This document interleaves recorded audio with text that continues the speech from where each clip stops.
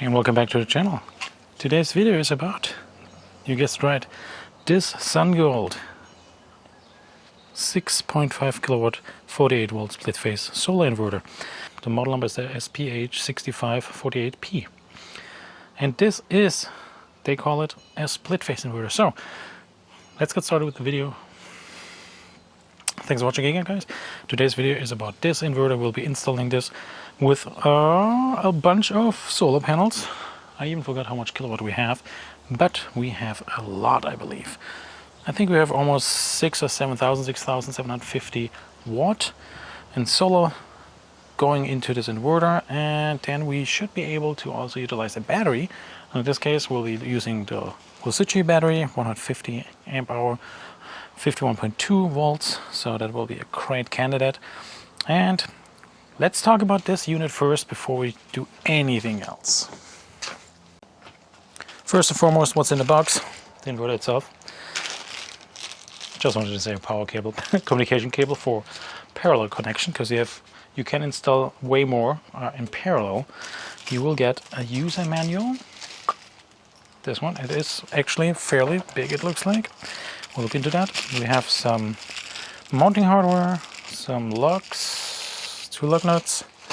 We do have a communication cable for your battery in case you have the Sungold battery or another RG45 communication cable. We will have this Wi-Fi dongle as well, and hopefully we'll be able to set up the app as well. And that's what's in the box. I did unpack it already. It is still protected. We'll keep it like that until we have it installed. Now I want to go over the specification with you so you understand what you get with this inverter. So first of all, this inverter is a 6.5 split phase solar inverter, which means you can use it up to 240 volts, or you can, which is a split phase, or the single phase 120 volts if you want to. This has a maximum PV array power input of 10,000 watt, so we are below that with 6,750. The max open circuit voltage is 550, and it has 2 MPPT charger ports, so up to 4 wires. We'll see that in a little bit. And the maximum charge current is 140 amp for the battery. We do have a nice display. I'm curious about that one later to see it. It does work with various different batteries. We'll be using a lithium iron phosphate battery, as mentioned, the Rosici battery. And then it does have multiple working modes, so you can connect, and that is pretty cool. Also, you can see it down here, because that's what we'll be talking about in a second. You can see the different working modes are utility priority output, solar and utility hybrid output, solar priority output, and inverter priority output. And we can connect the grid, which is also ideally 240. We can connect next to it the load and a generator. Then we also can connect a USB. I think I didn't see USB cable actually, funny enough, but I don't know what it is. We have a ground connection, a sensor connection, the Wi-Fi dongle goes in here. We do have the communications for our battery. Then we have those tri-contact, which I have no idea what to use them for and what they are for, so I have to do some research on that. The parallel connection, the cables here, and then we have the battery going in here and PV going in here. And in the manual, in the user manual, it is pretty great and easy to understand, printed and explained what gauge of cable you need.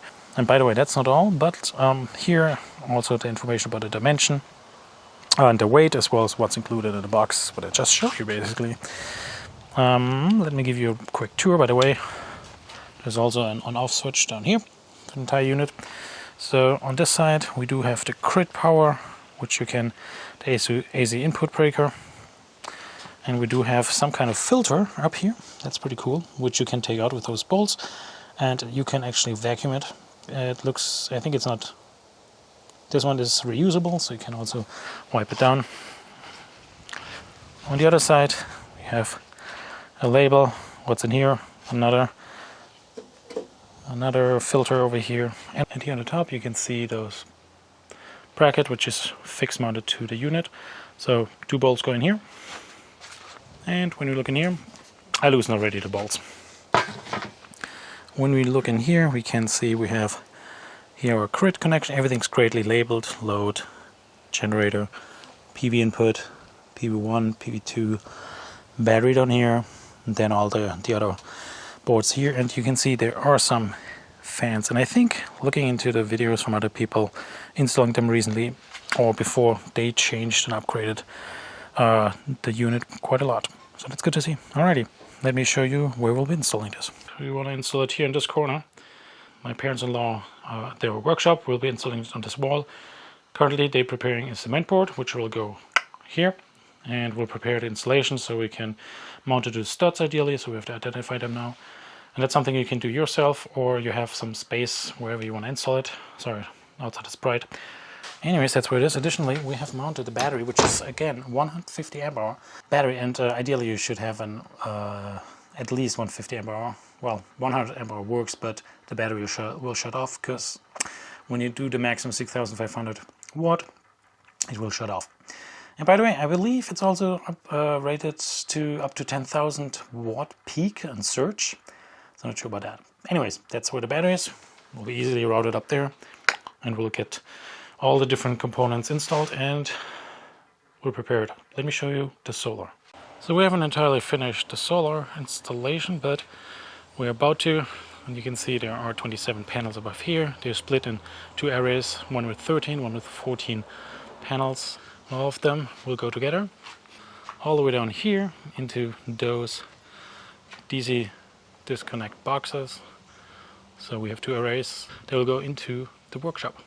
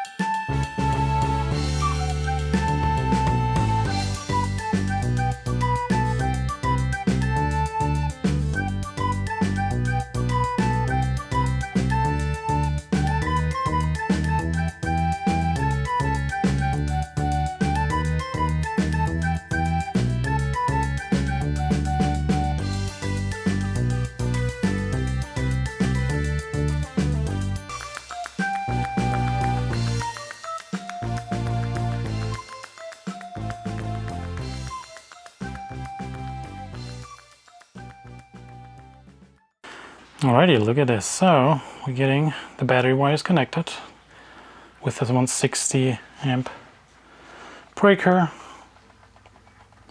Link in the description below. Going right into the Sungold inverter right here. We have connected one solar array. Still need to label it, so that's why it's just one to identify which one it is. So we'll switch it on. as soon as the battery is connected. That's next. And then we'll look into this display, see what we see. All right.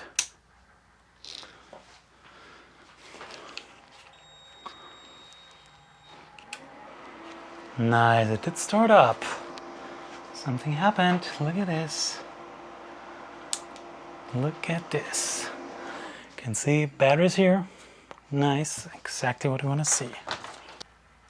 Look at that. There we are. Alrighty. So that's good. We see something. That's pretty much it. Nothing else it says.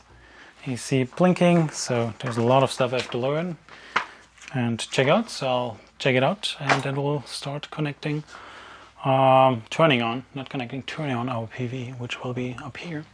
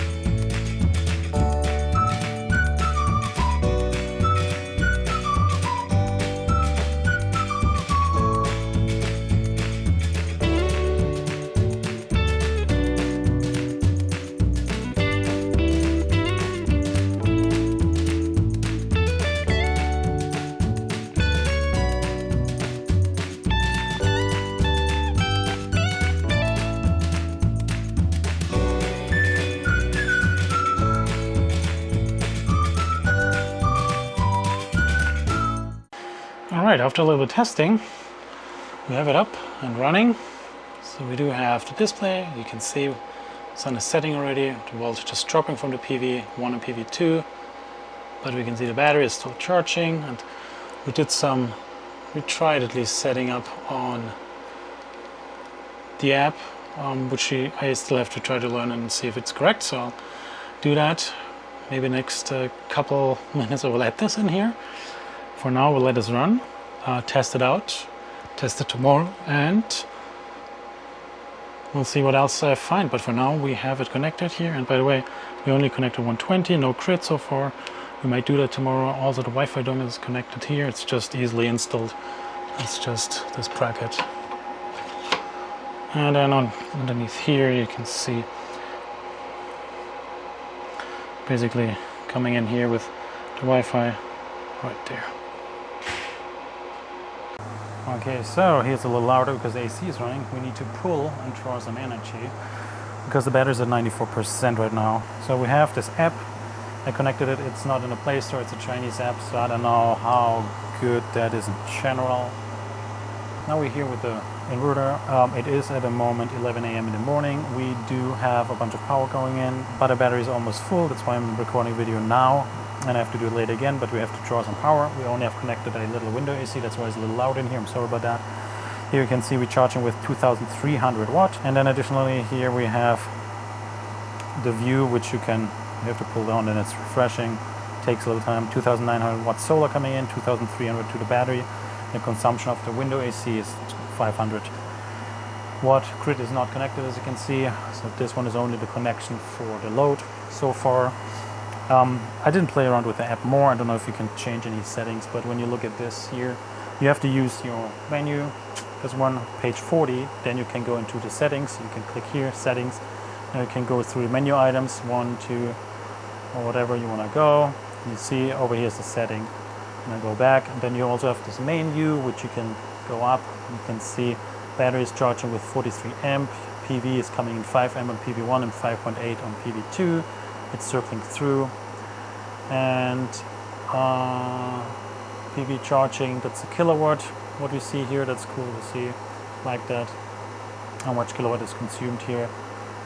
And he had a couple other things which I have not figured out yet, but that's what it is, and it goes into standby when it's not active for a little bit. So battery almost full, as you can see here, 96. I will charge it all the way full. And then afterwards we have to consume something, otherwise the solar panel at 11 something charged the battery from 58% to full. It's a 150 amp hour 51.2 volts battery, lithium iron phosphate from Lucigy. Alright, that's the update. I hope you enjoyed that part. I still need to do inverter testing if the 6500 watt is capable of actually pushing out. We'll figure that out probably in a follow-up video when I finalized the load configuration, because the solution we preferred we won't do. So I'll follow up with this video after, not a video of course, how we do the installation and how we utilize the off-grid setup here, and most likely with grid connection. So thanks for watching. If you have any questions, please comment below and subscribe to the channel if you want to see the follow-up with the load test on this inverter. Thanks for watching.